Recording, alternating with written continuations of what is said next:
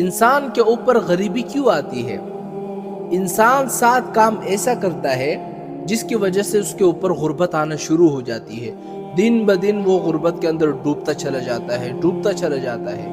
لیکن وہ 7 کام کون سے ہیں جس کی وجہ سے انسان کے اوپر غربت آ جاتی ہے، غریبی آ جاتی ہے؟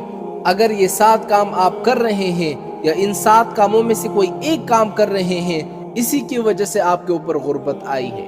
اگر یقین نہیں آتا تو یہ 7 کام میں آپ کے سامنے دہراؤں گا.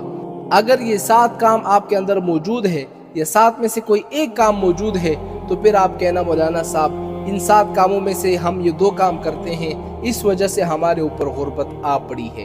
وہ 7 کام کون سے ہیں جس کی وجہ سے انسان کے اوپر غربت آتی ہے؟ وہ 7 کام یہ ہیں. پہلا، جلدی سے نماز پڑھنے سے انسان کے اوپر غربت آ جاتی ہے. ہم لوگ کیا کرتے ہیں؟ فرض پڑھ لیے، اس کے بعد سنت